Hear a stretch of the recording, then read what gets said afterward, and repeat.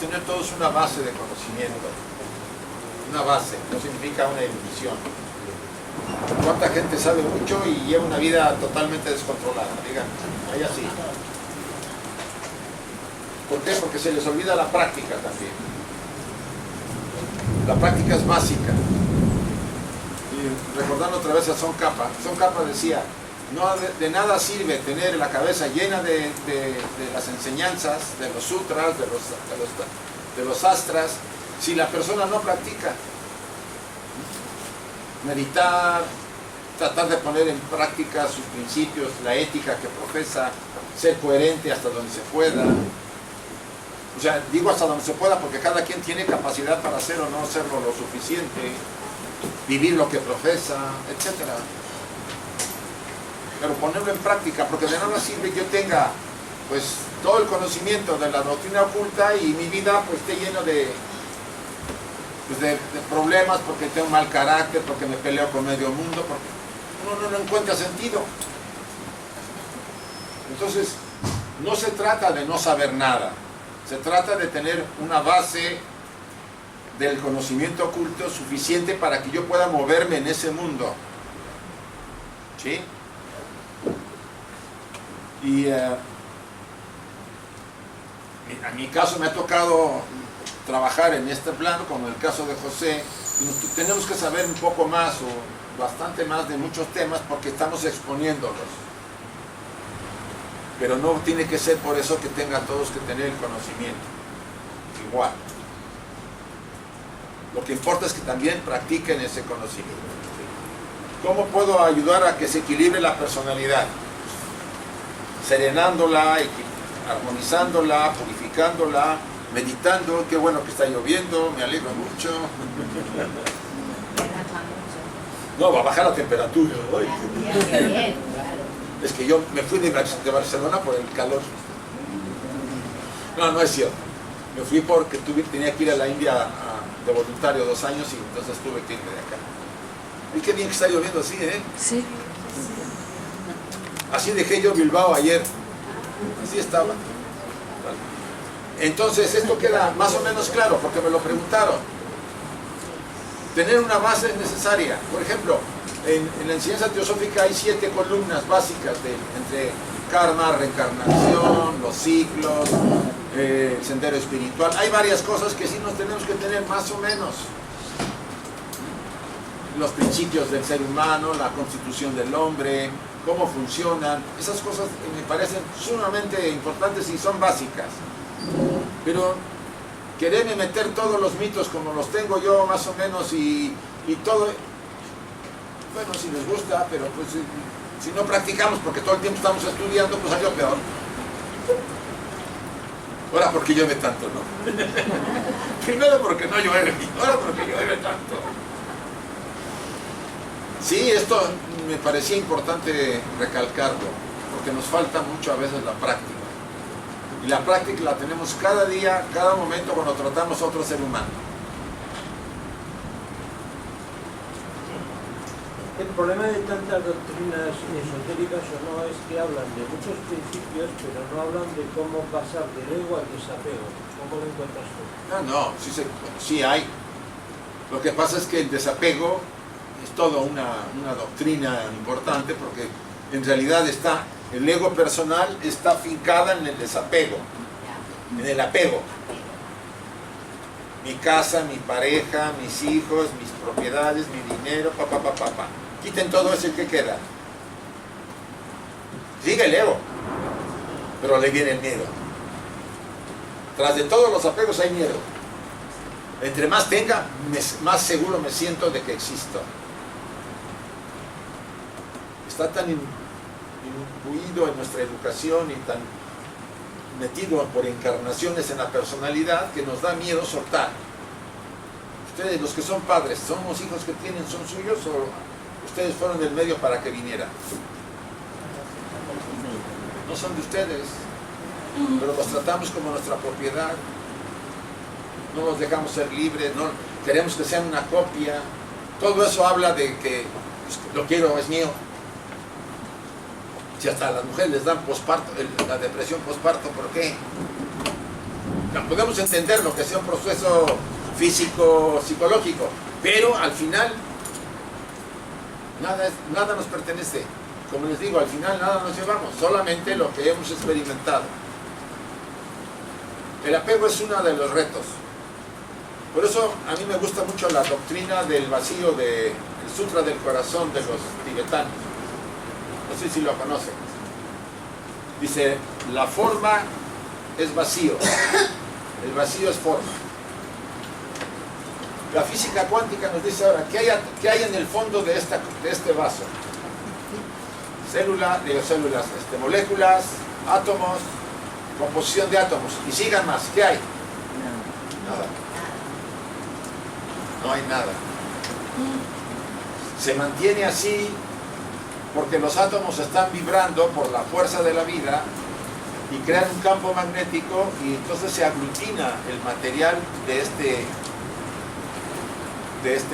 esta taza y se mantiene así. Si se detuviera esa energía, se desvanecería, como nosotros, como todo.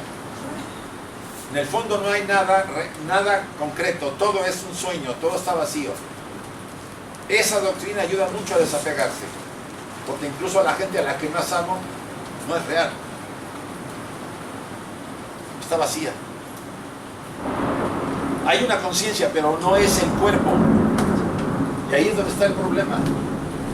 El apego al cuerpo, el apego a lo material, el apego a los objetos, etcétera, etcétera. Es todo un trabajo de meditar mucho en este tema, el vacío existencial, que a mucha gente le da miedo. Porque grande de los problemas de las terapias tiene que ver mucho con que si el ego no está, que le da miedo porque no hay nada. Es lo que nos ha engañado este cuate. Perdón, Isaac, entonces ¿cuál es la realidad? Nada, no es la realidad que vemos. ¿Qué dice la teoría del Big Bang para no entrar? ¿De dónde surgió el primer momento, la gran explosión? ¿De dónde venía? ¿De dónde? De la no materia, de aquello que está atrás de todo. Si la misma ciencia lo dice, nomás que como eso no lo entendemos, nadie se mete por ahí. La ciencia te habla del Big Bang para acá, pero nunca te habla del Big Bang antes de. Y es lo que la ciencia oculta nos habla. Antes de. Todos somos esa esencia divina que no tiene forma, no tiene conciencia. Somos esto, que yo le pongo formas, pero para entenderlo. Pero no tenemos ninguna, no hay materia, esa es una conciencia que habita dentro de nosotros y que utiliza un traje de carne para estar acá. Somos almas aprisionados en cárceles de carne, no trajes con almas, es al revés. ¿El cuerpo es la prisión del alma o el altar del alma? ¿Qué? El cuerpo. La prisión para mí. Una prisión que a la larga nos sirve, pero nos liberamos de ella. Sí, nos sirve, porque si no, no estaríamos acá. Y además, lo interesante de la estancia acá es que si no tuviéramos un traje, esto no se podría manifestar. ¿verdad? Y si esto no se manifiesta, no experimentamos. Y si no experimentamos, de nada sirve el trabajo de la evolución que necesita esta parte para, a través del traje, experimentar acá. Si llegamos a esa conclusión, ustedes y yo nos liberamos de muchos condicionamientos. Estamos para aprender, para saber, para conocer. Nadie está peleado con disfrutar, nadie está peleado con pasar a hacer cosas que nos gustan, pero nunca irnos a los extremos. Hay que buscar el camino medio, esa es la idea, el equilibrio. Quiero comentar una cosa. Entonces, cuando uno experimenta en una meditación el vacío iluminador, esa es la gran verdad. Porque Sí. cuando uno vuelve, no quiere volver. Esa es la gran realidad, la conciencia. ¿Podría ser? Es muy difícil porque cada quien experimenta según el trasfondo que trae desde su desarrollo. Los místicos y los grandes maestros que han estado en esos estados, el nirvana, si quieres llamarlo así, no tiene ninguna consistencia material. Es el estado verdadero de nuestra naturaleza, sobre todo la naturaleza de Atman. Si esa es nuestra verdadera naturaleza, usted no quiere ya más venir a tener experiencias, porque esa parte no sale de ese estado de equilibrio máximo, de armonía, de una felicidad que no tenemos ni idea. Pero por alguna razón estamos aquí. Probablemente para volver a nuestro hogar, como decía, se dice mucho en los mitos, porque pertenecemos a Amado Nervo, un poeta mexicano, decía, pertenecemos a las estrellas, nuestro hogar está ahí. Fíjense que ahora en el viaje que hicimos a Tíbet, estando cerca de la montaña esta sagrada Kailas, en un lago que se llama Masanobar, ahí había un hostal a la tibetana que está, bueno, ¿para qué les digo? Y me acuerdo que el baño estaba como a 1 kilómetro. Y a mí en la noche pues, me dan ganas de ir a hacer pipí. Dije, 1 kilómetro en la noche, pues a donde fuere, total, ahí no va a pasar nada, ¿no? A estas alturas no hay luz porque se van, o sea, no tienen luz, tienen máquinas para producir energía. Y me acuerdo que habían salido algunos ya a hacer por ahí también, pues no había 1 kilómetro a ir hasta el baño. Que por cierto, unos baños de esos de hoyito, de los que habían antes acá, ¿se acuerdan? Bueno, yo me acuerdo aquí en España alguna vez que en los 60s que vine la primera vez había todavía baños de hoyito. Sí, sí, en los públicos había esos baños, sí. Creo que a lo mejor todavía en un pueblo debe haber. Y eso era lo menos, es que bueno, ¿para qué entro a detalle? Y me acuerdo que salgo y eran las 4 de la mañana, sí. Y volteo y el cielo. Yo jamás había visto el cielo así, sin ninguna nube. Se veía la Vía Láctea y las galaxias alrededor. Digo, ¿esto qué fue? Y estaban ahí otros que habían salido a hacer lo mismo y ya se nos olvidó hacer pipí. Todos estábamos así. Yo nunca había visto el cielo como lo vi ahí. No digo que sea la altura, bueno, estábamos a 5.200 metros, sí. Pero era mágico, vamos a llamarlo así. ¿Sí? Como si alguien dijera, mira, vamos a enseñarles a estos que están ahí. Yo quedé impresionado. Pues de ese lugar venimos. Estamos acá como de paso. Ya nos gustó la tierra, ya no nos queremos ir, ya está ese tema. Sí, sí, ya nos encantó aquí todo el engaño que hay, pues es un olvido de nuestra verdadera naturaleza. Pero bueno, están viendo ustedes la imagen del famoso sarcófago. Recuerden que en el mito Osiris, que gobernaba, pues tenía un hermanito famoso que ahí aparece, Set, el que les repartimos. Y Set le tiende una trampa en una fiesta, porque se moría de envidia. Y hace un sarcófago, que aquí aparece ahí, que muy bonito por fuera, muy adornado, que tenía el tamaño de Osiris, por supuesto. Y dice en la fiesta, aquel que entre y le quede se lo regalo. Era toda una estrategia para que entraron varios y a nadie les quedaba. Entra Osiris, le queda, lo cierra junto con sus amigos de Set y queda prisionero del sarcófago. Y aquí hay una explicación. El sarcófago está hecho de los 4 metales: plomo, azul, estaño y hierro, cobre y oro. Estos tienen psíquica y físicamente cualidades desde las inferiores hasta las superiores. ¿Qué es el sarcófago? Plomo, simbolizando el estado de la mente aletargada, melancólica, depresiva, y en su aspecto positivo, restricción, disciplina y tenacidad. ¿El sarcófago es qué? La muerte. Ahí muere él. Osiris queda aprisionado en la materia. El sarcófago famoso, la personalidad. La personalidad. ¿Sí? El cuerpo. No, personalidad. Vale. De ahí agarra Set al sarcófago junto con sus aliados y lo tiran al río Nilo.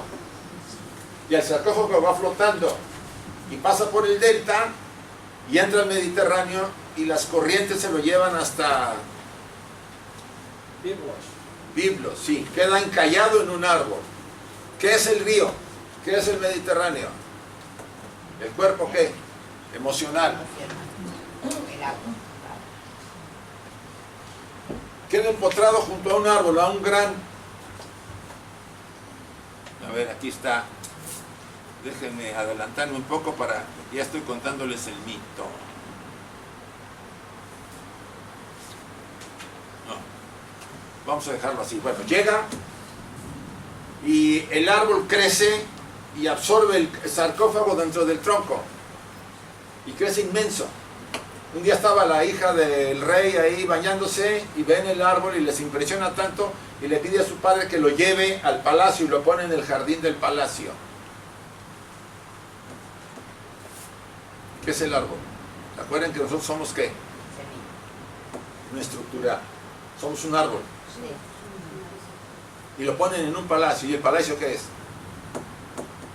La personalidad. Son los vehículos que se van agregando en el mito. ¿Sí? Está encerrado en nuestra personalidad. Obvio, después viene que Isis lo descubre por magia que estaba en ese lugar, lo va, lo rescata. Después todo un vodevil con el hijo, la hija, el niño de la reina. Bueno, eso no me meto. Lo sacan y se lo lleva otra vez a Egipto. Lo revive, bueno, no lo revive, lo esconde en una caverna, porque Set andaba por ahí merodeando.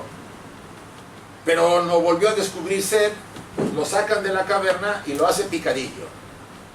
Lo divide en 14 pedazos, los 14 días de la luna llena. Aquí tiene que ver mucho el tema de la luna, ¿sí? Estamos hablando de algo interesante. Isis se da cuenta, lo vuelve a buscar, y distribuye todos los pedazos por todo Egipto. Entonces Isis va buscando los pedazos de Osiris en cada lugar que iba, construía una capilla y recogía el pedazo, y así hasta que reconstruye el cuerpo y por medio de su magia lo revive. Bueno, lo revive relativamente. Lo único que lo revive para tener con él ¿qué? Un hijo. Y el miembro masculino de él es el único que lo tiran al río y un pez que se llama Oxirhynchus se lo come. Entonces se queda chuflando en la loma. No tiene miembro. Entonces Isis se las ingenia. Le hace uno de cera y se posa sobre él, ya medio vivo ahí Osiris. Hay gente que no estaba muerto, estaba semivivo. Es una fecundación que post-mortem, entre la vida y la muerte. Eso tiene que ver con alquimia, porque del nigredo salimos transformados, ¿sí? Estados más profundos de alquimia. Queda fecundada, ella se convierte en un milano, en un halcón, se posa, queda fecundada y de ahí nace Horus. Osiris, aunque lo revive, pasa a los mundos sutiles y se convierte allá el gobernante de los mundos sutiles. ¿Quedó claro el mito? Es muy rápido, pero se los he dado. Recuerden que había misterios menores que eran los de Isis y los misterios mayores que eran de Osiris y se celebraban en determinada época del año. No sé quién ha ido a Egipto de ustedes. ¿Quién han ido? Han ido, vale. Han ido a Buto. Bueno, Buto es una provincia del sur del delta donde se originan todo, donde se supone se llevan a cabo los procesos y en su época era la más importante de Osiris e Isis. Pero en realidad la ciudad, Seti I, uno de los grandes faraones del Imperio Nuevo, construyó en Abidos, donde se supone está enterrado Osiris, bueno, es lo que se supone, un templo. Y ahí en los murales del templo están todos los rituales que se celebraban cada año en Egipto, eran los más importantes de todos. Y por supuesto, los rituales hablaban de los misterios mayores que eran los de Osiris. Los misterios menores se hacían, creo que en la primera parte del año, porque acuérdense que Isis estaba dedicada al dios Sotis, creo. Sí. A la estrella Sotis, perdón.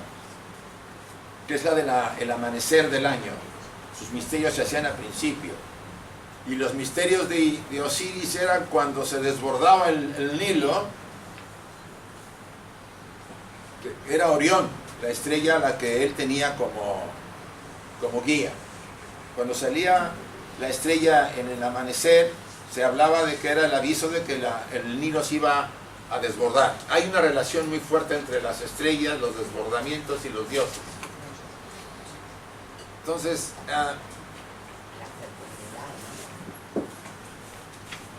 esta parte yo he traducido con preguntas, como si ustedes estuvieran en esa fase, y ustedes van a encontrar, por ejemplo, ¿cómo consideras la familia en que naciste?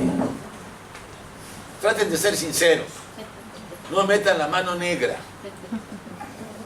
No se los voy a pedir, porque lo que vamos a hacer en la tarde es una dinámica como que es el resumen de todo.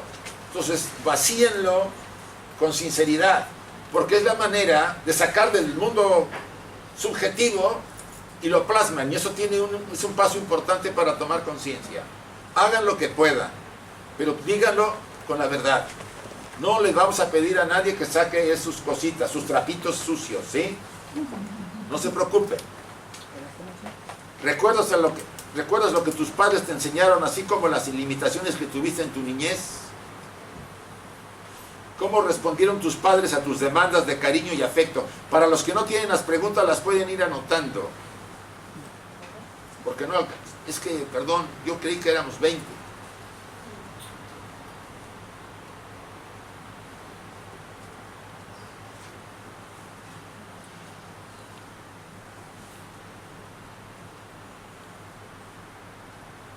¿Cómo consideras el entorno en que has vivido tu niñez, tu adolescencia y tu juventud? ¿Cómo fueron tus experiencias eróticas en tu adolescencia y juventud? ¿Este aprendizaje que has tenido se ajusta convenientemente a aquellos profundos deseos que aún esperas verse realizados en ti? ¿Todo este aprendizaje tiene que ver con lo que yo quiero hacer en mi vida? ¿O intervino Set en exceso? Pues sí, porque todas las experiencias que han vivido han sido una combinación de Set, de Isis y de Osiris. O sea, está mezclado todo. Los momentos más elevados inspirados por Osiris y Isis. Los momentos más macabros, si podemos llamarlo así, pues es Set, por las ambiciones, intereses, deseos, envidia, rencor, palabrotas que dijimos a alguien que las dañamos. Todo eso es Set, que está ahí introduciéndose en mi proceso de Osiris para que él no emerja, para no educirlo y siga escondido como está en el más allá, en el inconsciente. Traer a Osiris a nuestra vida diaria o a activarlo en nuestra vida es transformar nuestra existencia. Previos pasos de transformar nuestras conductas, purificarnos, disciplinarnos, meditar en él, que es lo que al final les daré más material sobre ese tema, etcétera, etcétera. Activarlo. ¿Te aceptas como eres? ¿Te aceptan como son? Con la luz y la oscuridad. ¿Sabes? La luz, bueno, pero la oscuridad, ay, nanita. ¿O no? Mucha gente no se quiere conocer porque tiene miedo, no quiere aceptarse como es por las debilidades que tiene. Yo conocí una chica en México, una paciente, que me confesó, creo que una vez lo dije acá, que había matado a alguien cuando era en su trabajo, porque quisieron hacerle algo y ella se defendió y lo mató. Dice, nadie lo sabe, solamente usted, y como usted no puede decir nada, se lo puedo confesar y así me quito de encima el gorro que traigo encima. Digo, ándale, ya la hice de sacerdote con las confesiones, pero así es ahora. O sea, todos hacemos cosas, ¿o no? Vaya, no de este calibre, pero hay de todo. También otro chico, sus confesiones de Pedrastra, que también fue víctima. Casi todos son víctimas para tener esos problemas. hay mucha oscuridad. Set está muy presente en la mayor parte de nuestras vidas. Influye mucho en la estructura personal. ¿Sí? Y como traemos por tendencias de otras vidas los famosos skandhas, probablemente tengamos que trabajar en esta vida mucho de esa tendencia a hacer ciertas cosas. Además que es más fácil ir a la materia que al espíritu. Ya saben, ¿no? Es más fácil cometer fechorías que hacer cosas equilibradas y positivas. Hay una tendencia más fácil de hacerlo. El animal manda. ¿Qué cosas consideras que has conseguido hasta el día de hoy que se han materializado en tus esfuerzos y anhelos? ¿Qué logros has tenido en todos los órdenes de tu vida? ¿Qué planes tienes para ti durante los próximos 10 años? ¿Qué cosas quieres lograr? ¿Hasta dónde quieres llegar? Eso es mucho Osiris. ¿Sí? Recuerden que al principio Osiris gobernó mientras lo dejó el hermano y no le tendió la trampa. Y él trajo mucho conocimiento al pueblo, se desarrolló, le trajo conocimiento de la agricultura, de muchas cosas. Esa es la parte primera de todos nosotros, la parte más positiva. Por eso las preguntas. ¿Te has comprometido contigo mismo para tratar de vivir lo que profesas? ¿Se han comprometido? ¿Viven lo que profesan? ¿O lo intentan por lo menos? Sí, porque a veces somos tentados a no hacerlo, ¿no? Por conveniencia, por seguridad, por miedo. Sí, déjame ver. Por lo que ustedes quieran, nos abstenemos. A todos estos planes te has mencionado, ¿les falta algo? ¿Tiene sentido para ti? ¿Te llenan? ¿Te sientes de corazón en paz y satisfecho? ¿Tienes una razón o sentido a todo lo que has hecho y lo que piensas hacer? O sea, ¿la vida tiene sentido para ustedes? Sí, Hasta ahí llegan las preguntas de la primera fase, que tienen que ver cuando Osiris gobernaba y cuando ya Set empieza a hacer de las suyas para agarrarlo y traicionarlo.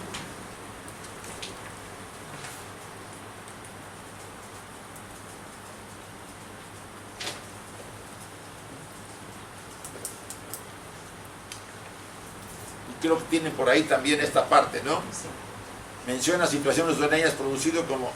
aquí ya viene el secuestro que hacen de Osiris, las partes oscuras. ¿Quién de nosotros se ha dejado llevar por sus partes, sus tendencias, sus pasiones en un momento dado? Ahí están secuestrados por Set. ¿Sí? Por el enojo así a tal grado que no podíamos controlar y le decíamos hasta de lo que se iba a morir. Que se muera. Y después nos arrepentíamos, ¿o no? Nos sentíamos mal, porque habíamos insultado, y casi siempre sabemos qué decir, meter el dedo en la llaga, ¿no? A este le doy a dar por acá porque le duele. Ese es Set, con toda su fuerza. Y después nos arrepentíamos, nos sentíamos mal. Ahí estamos poseídos, ya metidos en la caja, lanzados a las emociones, que es el río Nilo. Y ahí vienen las preguntas. Menciona situaciones en donde te hayan producido a ti intenso dolor y sufrimiento, como si fueran ustedes Osiris, o al revés, que ustedes lo hicieran, que hayan manipulado, que estén apegadas a personas, ambiciones en exceso, que nos hayamos sentido celosos, odios, resentimientos, pensamientos destructivos, etcétera, etcétera. Hasta acá tenemos ya la prisión. ¿Sí? Sí. No les hacemos propaganda. Ahora, Ahorita, calma. Ah, sí.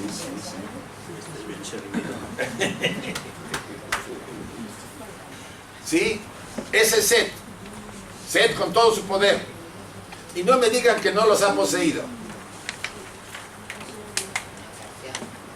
En ocasiones. Y después nos hemos sentido que culpables, mal. Le dije hasta lo de la que se iba a morir a la vecina. Hijo. manipulé a unas personas, porque manipular es lo que más se da, ¿no? Me cotilleé a alguien, casi me lo como vivo, ¿no? En el cotilleo. Todo eso tiene que ver con sed. Y ustedes dirán, madre mía, pues vivimos con sed todos los días, ¿verdad? Pues sí. Esa es la sociedad enferma. Ya se instaló. Y no nos damos cuenta porque todos estamos inmersos, es muy difícil verlo. De repente como que vemos, salimos un poco y digo, ¿cómo es posible que vivamos así? Pues sí, estamos viviendo así. No es que no esté dentro de nuestro proceso todo esto, está para que tomemos conciencia,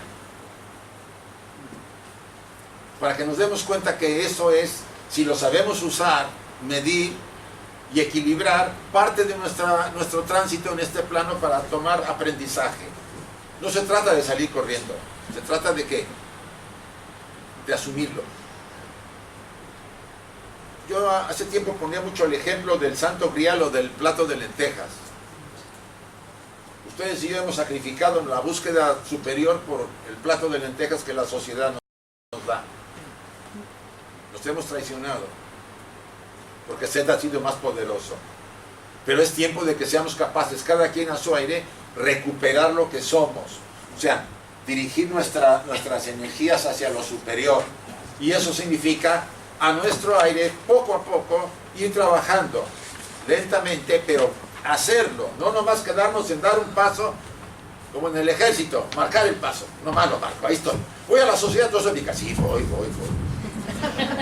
Y sigo marcando el paso, no me muevo de ahí, porque marcar el paso no es caminar, ¿o sí? Y ahí sigo, y duro, y veo a las sesiones, y mira qué bonito, buenas conferencias de José y otros que aquí dan buenas conferencias, qué bien, y sigo marcando el paso, no me atrevo a dar más. Nos estamos engañando, porque nos estamos llenando de conocimiento, nos motiva, por cierto, pero lo dejamos ahí a la salida de la sociedad y nos volvemos a nuestra vida personal. Antes lo hacíamos en una iglesia y ahora lo hacemos en el trabajo teosófico, o vayan a donde vayan. Porque el ego es muy poderoso y dice, pues sí, aquí te dejo, aquí, entretente un rato y saliendo sigue siendo igual. Ese es el gran engaño. Que Set lo tiene bien preparado. Y hemos caído. Esa es la prisión en la que estamos. Para que no nos desesperemos nos da cierta libertad, pero al final, ¡pum!, nos vuelve a pescar. No podemos avanzar así, porque estaremos inmersos en una prisión que no vemos con los ojos, pero está aquí en la cabecita. Los barrotes están en la mente. Y él sabe muy bien la estructura personal, que mientras yo no cuestione los barrotes, no va a pasarme nada. Y menos van a alcanzar las copias.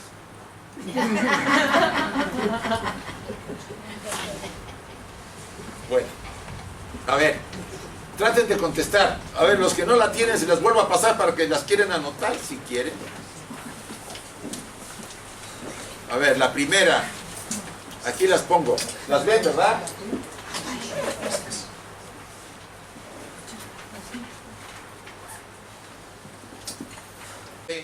Sí. Hasta que llega a cierta edad. Y ya empieza él a actuar con su potencialidad. Eso no quiere decir que no nos acompañó Set y el alma, Isis. Anduvieron, pero no habían entrado en el juego todavía, tan fuerte.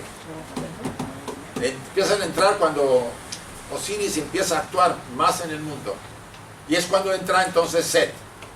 La primera crisis existencial tiene que ver con Set, entre los 28 y 35 años. ¿Para qué? Para acabar con lo viejo y abrirnos a lo nuevo. Y eso tiene que ver con las preguntas que les he puesto ahí.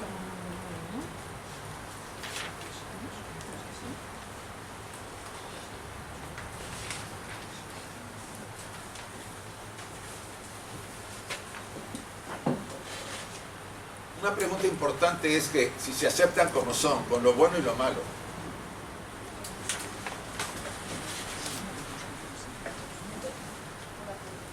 Los 7 primeros años de vida, cuando se crea la personalidad realmente, ¿no? personalidad ya viene formada. En base a lo que te enseñan, a lo que... No, una cosa es que eduques a la estructura personal, pero las tendencias ya las tienes, ya las traes de las vidas anteriores.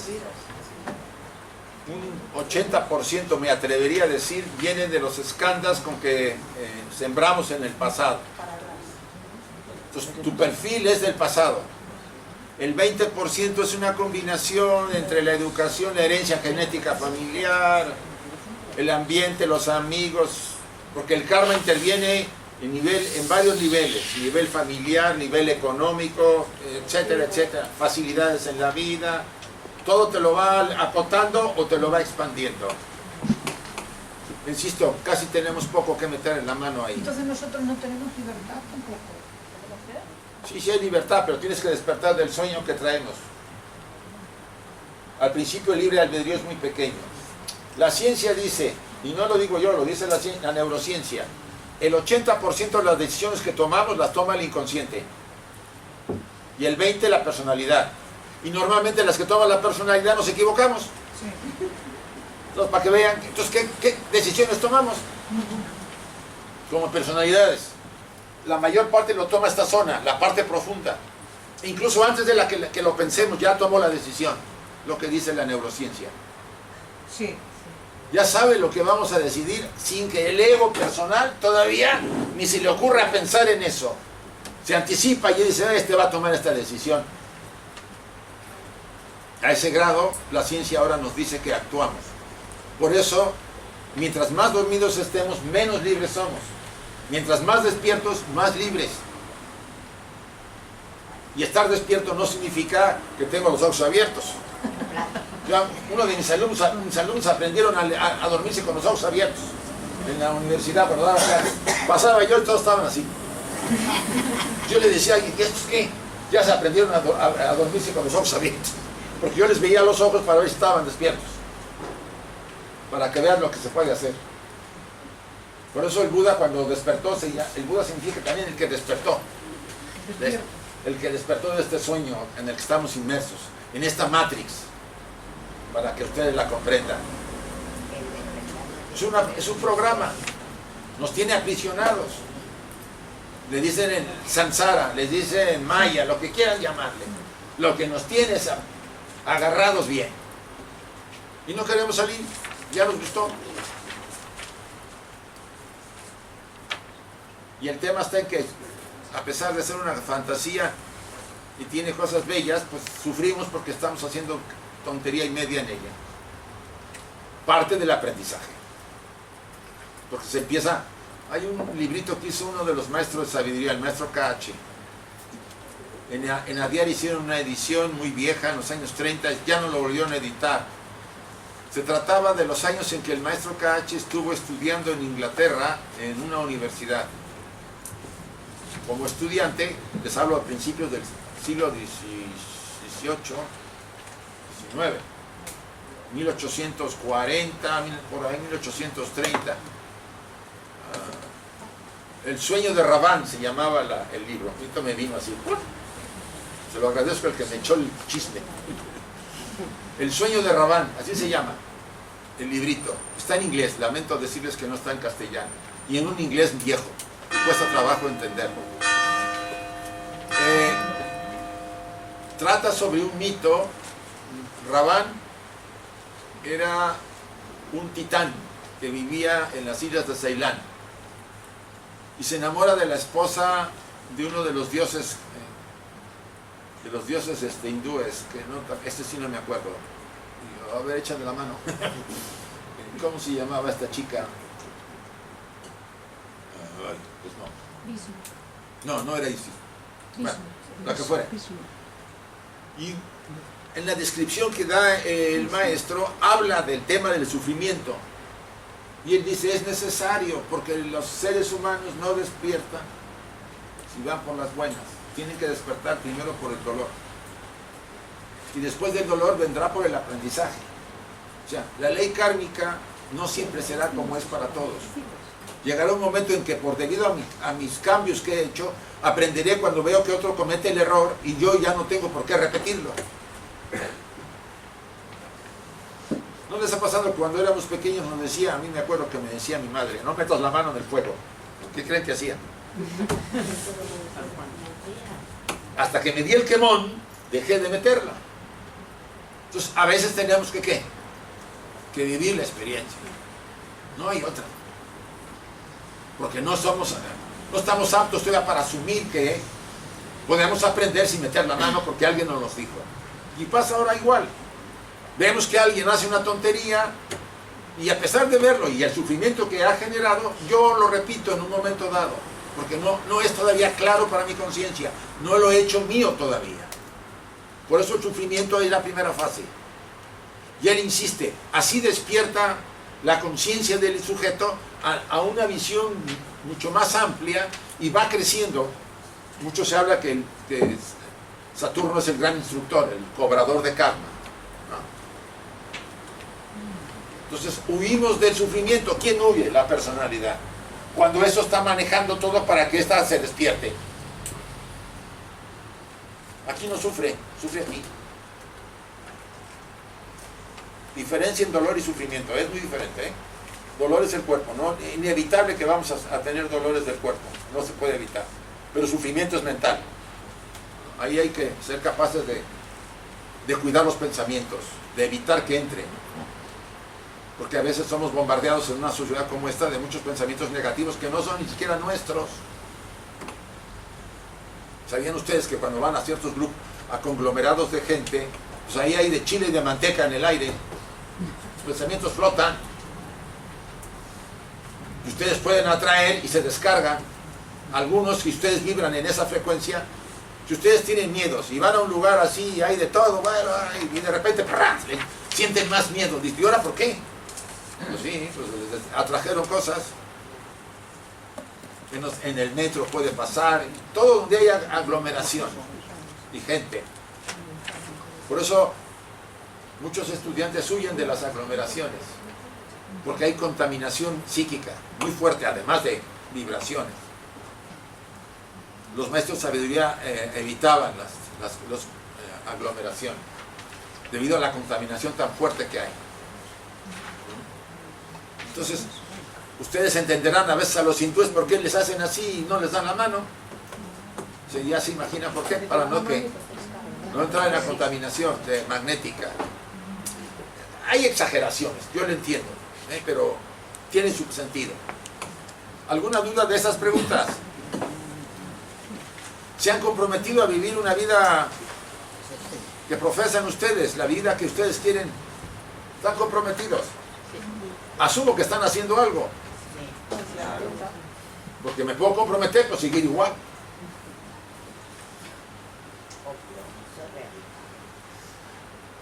Es que yo, por ejemplo, creo en la fraternidad. Todos estamos de acuerdo en la fraternidad. ¿Sí? Es uno de los objetivos de la sociedad teosófica. El primero, todos somos hijos de la fuente, todos somos hermanos. ¿Quién lo practica? De vez en cuando, si no me dan la razón, le doy un sopapo. Se me olvida la fraternidad. ¿O no? O sea, del hecho al hecho es mucho espacio. Y ahí es el problema.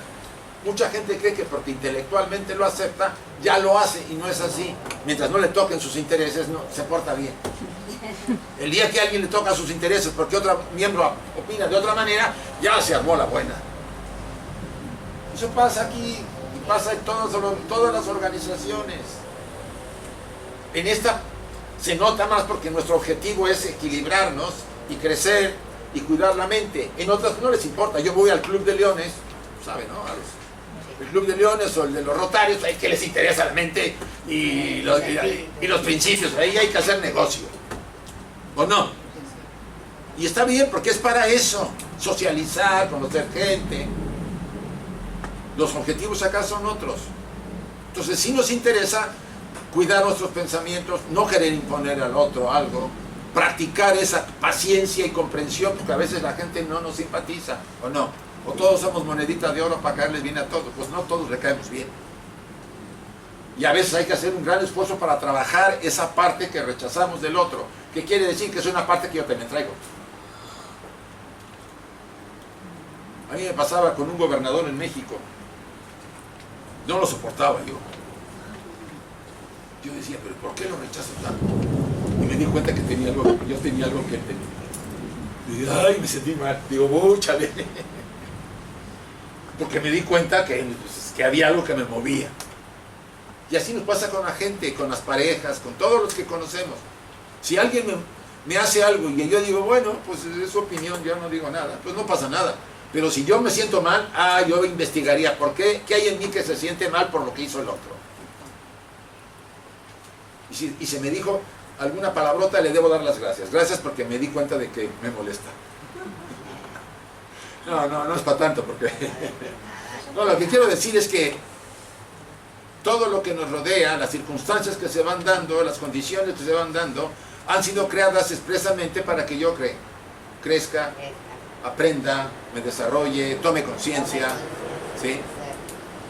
Incluso las situaciones más complicadas. También yo he generado las condiciones para que se presenten. Yo ayer saqué dinero, iba a sacar dinero de un cajero acá de Sabadell. Meto pero vi que dos tipos estaban ahí. Primero digo, me espero. Pero desde que iba yo a entrar me sentí raro. Digo, aquí mejor en el Bankia que está a un lado. No, bueno, no, ahí voy. No le hice caso a mí. Meto mi tarjeta y no me da el dinero y lo descarga. No me di cuenta en ese momento porque no consulté mi saldo en mi móvil. Voy a Bankia, me da el dinero, pero ya me había quedado yo descubierto, porque había sacado el doble. Claro. Y dije, ¿por qué no le hice caso a mi primera intuición? En el momento que yo vi eso, algo no me agradó, pero no le hice caso, lo hice a un lado y ahí va, la personalidad obsesiva. Y así nos pasa. Y así aprendemos. Ya reclamé y tengo que ir a presentar una queja y parece que me lo van a devolver. Pero lo que quiero decir es que deberíamos hacerle más caso a nuestra parte superior. A esos momentos en que yo estoy ahí y digo, ya está, no voy a hacer eso. No, yo lo hago. Porque los leos somos necios, ¿vale? ¿Ya terminaron? ¿Alguna de estas preguntas les causa alguna duda para aclararla?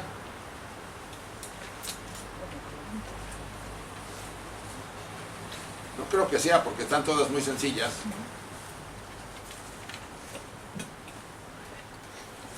¿Han hecho sufrir a otras personas ustedes? Yo también. No, bueno, todos pensamos que lo que creemos que somos, que lo que queremos que decidimos está bien. ¿O no? Salvo que sean ustedes malévolos, que no creo que haya aquí un malévolo, que ya está planeando, ¿no? ¿Y cómo voy a darle aquí? Muy maquiavélico. La mayoría lo hacemos por ignorancia. Creemos que estamos actuando bien y la estamos metiendo. Hay una ignorancia.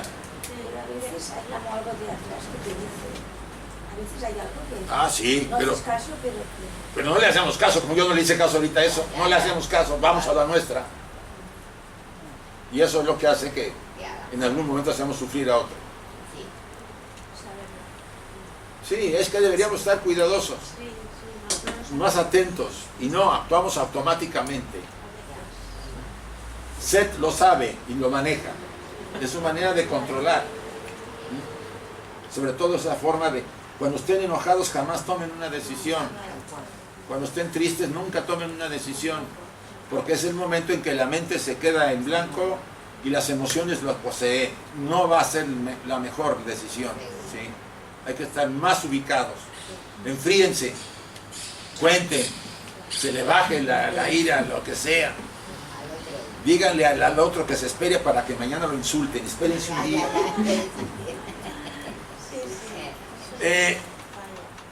¿Se han entregado al placer por el placer? No me digan que no. Si el cuerpecito lo demanda. Puede ser sexual, la comida, las drogas, cualquier cosa. No me digan que no. Si el cuerpo es lo que le encanta. A mí me encanta la tortilla, pues cada vez que veo una le doy mate. Apegados, pues ya ni lo pregunto. Ambición, sí, poca, bueno, puede, pero siempre. Sí, apegada ya. Celos, odio, resentimientos, pensamientos destructivos, también, ¿no? Para que vean que Seti sí está presente, es lo que quiero que vean. Y que es el que origina que nos posea. Deseos más fuertes, miedos, ambición.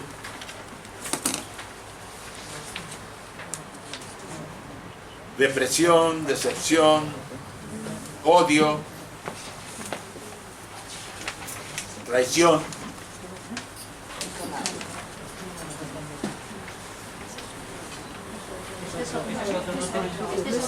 Ah, esa no la tienen todavía, se las voy a repartir. Esa no la tenemos. Vale. Esas las voy a dar a los que no tienen esta última. Perdonen, voy a hacer así esa combination. No me quedan otras. Si no, no se va a poder. ¿Les parece?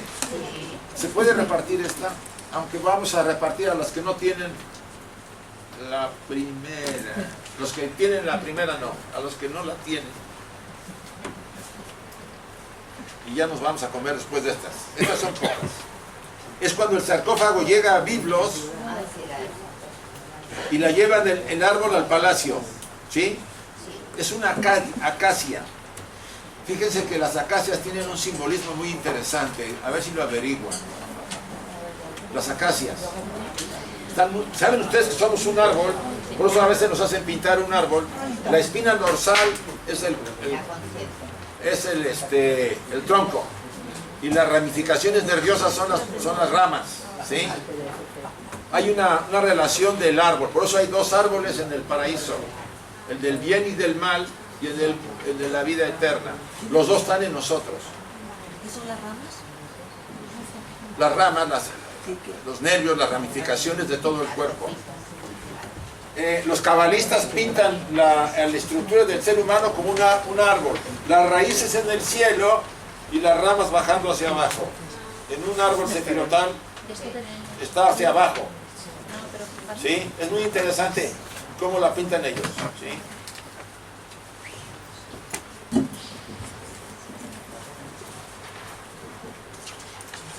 Aquí está el momento en que el árbol está en el palacio y después Set despedaza a Osiris en 14 pedazos. Se llama la fragmentación.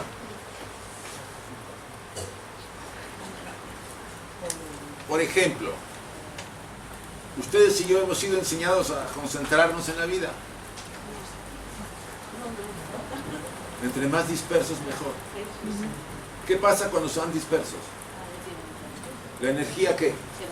Se divide y se diluye. Si ustedes se centran en algo, que es lo que quiere ahora el mindfulness, la atención plena en el presente, la energía se centra.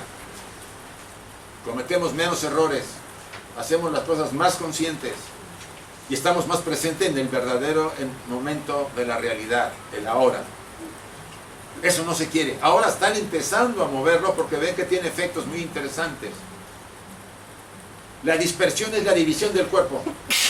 Simbólicamente estamos, salud, divididos mentalmente, fragmentados. Por eso tenemos una cosa para acá. Bueno, dicen que las mujeres pueden hacerlo mejor que los hombres. Tiene una visión más holística. Solo una mujer puede ir conduciendo un auto, atendiendo a los hijos, saludando, hablando por teléfono. Solamente una mujer lo puede hacer. Nosotros somos más cuadrados, vamos de frente y vemos atrás y no nos movemos. ¿Sí? No, la mujer tiene esa capacidad. Y no lo veo como defecto, sino como capacidad. Pero para el caso de la concentración, diluye la energía. Si ustedes están con alguien y están concentrados con ese alguien, lo están observando y están tratando de sentir lo que siente, presentes en el ahora, van a decirle cosas que quizá no serán las palabras más adecuadas o las mejores para poder contactar a la persona. Y no va a meter una palabrota que se les metió de repente y digo, ¿por qué dije eso? Porque no estoy consciente, no estoy presente, no estoy atento. La dispersión está ligada, la fragmentación está ligada con nuestra fragmentación mental, emocional y física. Y tenemos que volver a reunirnos. Y ahí es donde nos echa la mano Isis, el alma. Por eso evocar el alma en nuestro proceso es muy importante, a Isis. No solamente Osiris, Isis. Al final Isis es la que hace todo. Ya. Es que la madre, por eso. Es la gran madre. ¿Sí? Como la Es la más importante, entre comillas, a pesar de que Osiris es el espíritu, pero que está más allá de las fuerzas que podemos acercar. Nos acercamos por Isis, sí. Por eso ahora María en estos siglos ha tenido tanta fuerza como no lo tuvo en los siglos pasados. Y las madres del mundo en el Oriente también, en el Medio Oriente también. ¿Sí? ¿Por qué? Porque está la materia sin la conciencia no tiene ninguna función.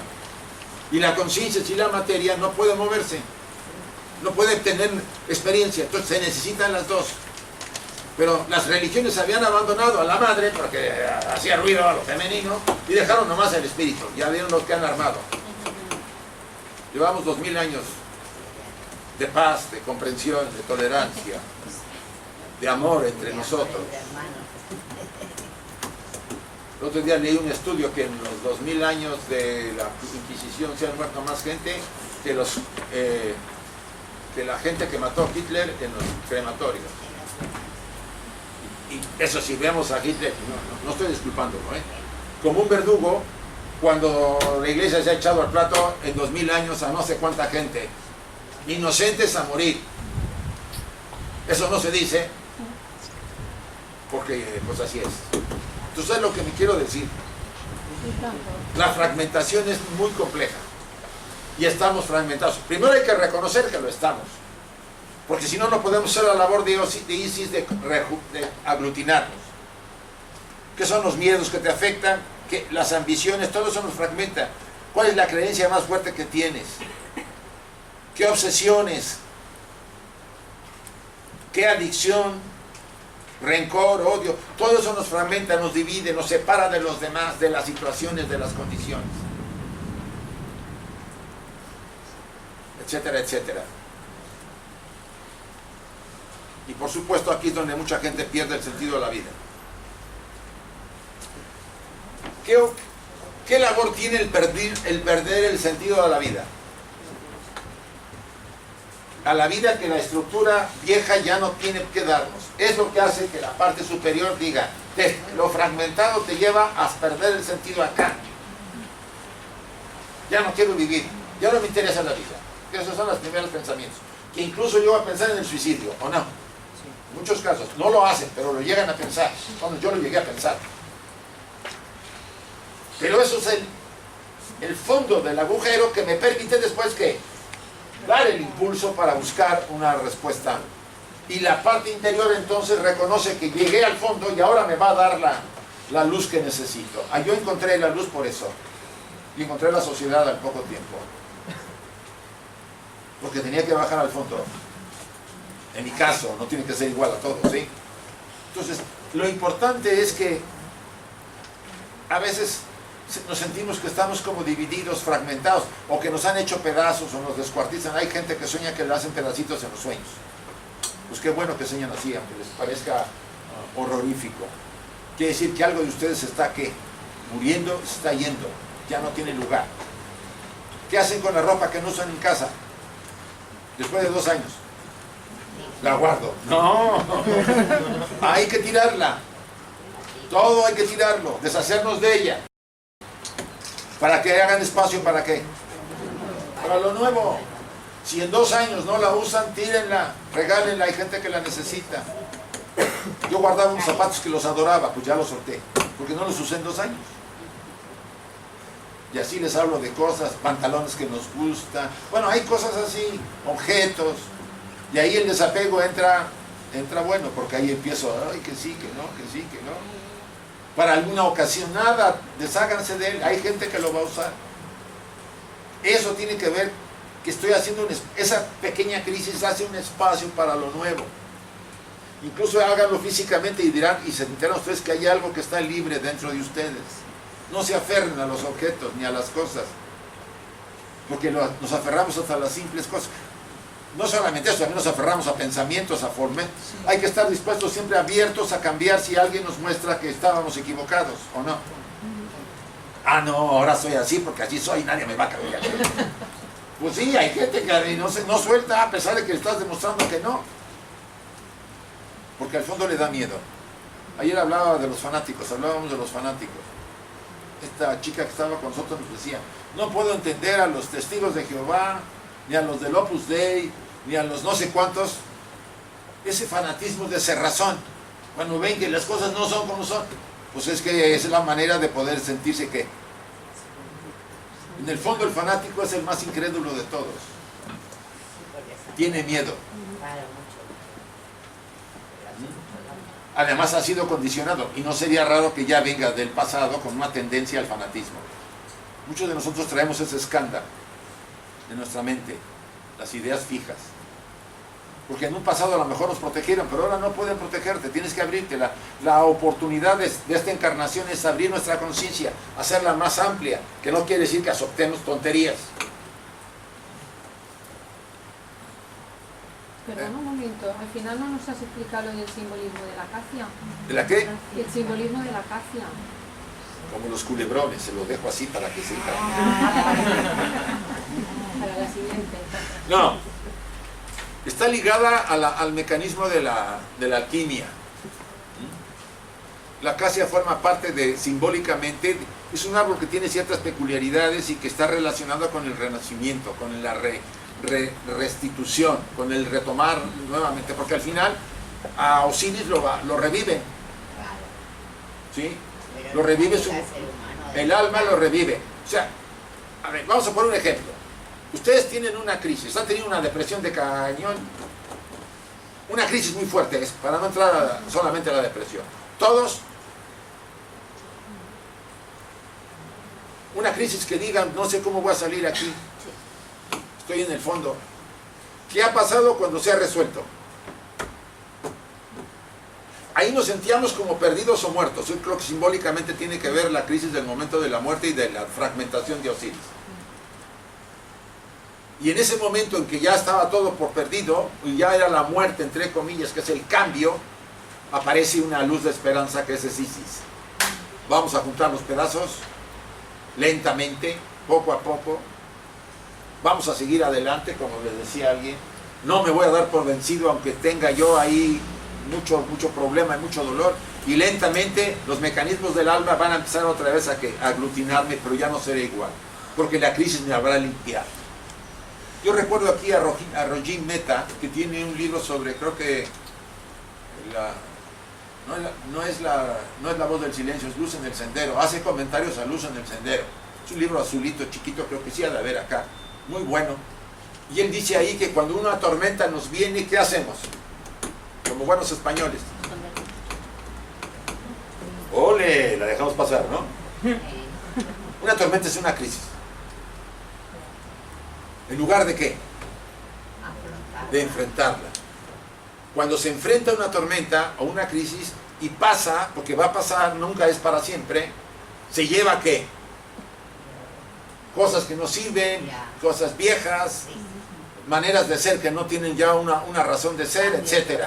Y dejan que la mente se limpie. Después de una crisis estamos de una manera diferente. Y en ese momento estamos abiertos a lo nuevo, al crecimiento. Pero mientras estemos evadiendo las crisis con medicamentos, con escapes, con distracciones para no reconocerlas, perdemos oportunidades de crecer y de desarrollarnos. La crisis tiene como función arrastrar, quitar, matar, deshacer todo para que lo nuevo salga. Y ustedes y yo huimos de ello. A mí ese pasaje de Roger Mehta me encanta.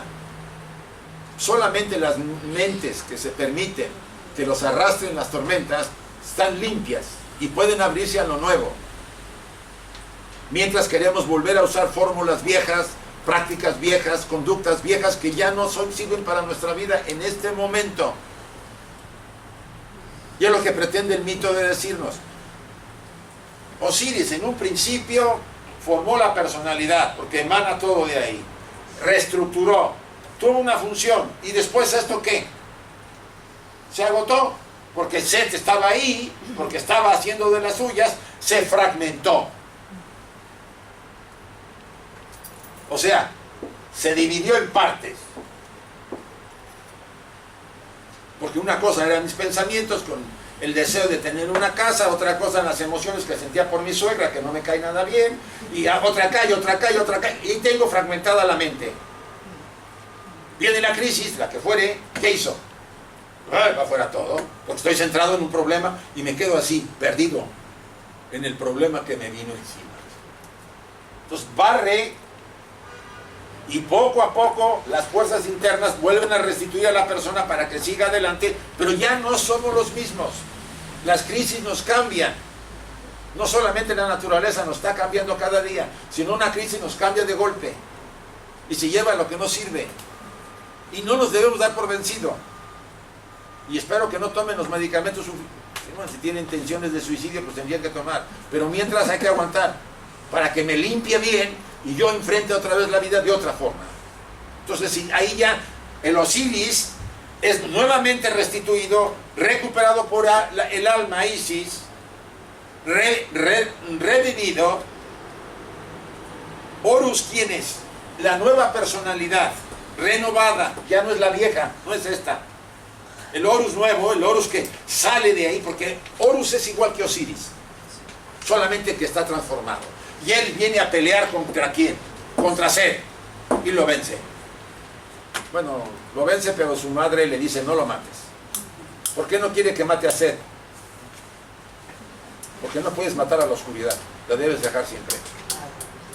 Lo único que le dijo es, quítale los genitales, córtaselos. ¿Qué le pasa a un animal cuando no tiene genitales? No se puede reproducir. Entonces ya el mal no puede reproducirse en alguien que ha permitido el proceso. Es lo que quiere que ver. Porque lo iba a matar. No podemos matar el mal. Mientras no lo integramos, no podemos matarlo. Tenemos que sobrellevarlo, aceptarlo y de alguna manera convivir con él, sin identificarnos con él. Esa es la fórmula, entre comillas, del trabajo con la sombra. Reconocerlo, aceptarlo, no identificarlo, hasta que las estructuras internas lo integran. Porque al final la luz y la oscuridad son ¿qué? ¿Vienen de qué? De la unidad. Y nuestra función, nuestro trabajo en este plano es eso. Nos lleva vidas, encarnaciones, pero algún día tenemos que lograrlo. Yo no lo dejaría. No lo pospondría a pesar de que está siendo muy fuerte el ataque de Set. Ya me ha poseído, ya me tiene controlado. No importa, no se den por vencido. Blavatsky decía, si se cae 100 veces, levántese 100 veces. No se dé por vencido. A eso vino. Por eso la dosis que le están dando no es suficiente para matarlo, pero sí para que usted siga adelante y aprenda. Sí. ¿Qué nos enseña el mal que nos llega? Que nos enseña a despertar de la ignorancia, porque las tonterías que hemos hecho tienen que ver con el mal. ¿O no? La gente no es mala, es ignorante. Entonces cuando cometemos las barbaridades que hacemos, a una amiga nuestra, un abogadillo ahí muy hábil, metió la mano y lo que le iba a dejar a otras personas se lo quedó el abogadillo, porque ya estaba muy mayor la persona y no se dio cuenta de lo que firmó. El abogadillo es malvado. Yo no lo diría. No, no es que sea malvado, es un tipo abusado, aprovechado en una sociedad muy materializada en que se vale todo para poder hacerse rico a costa de otros. Y en el fondo es ignorancia pura.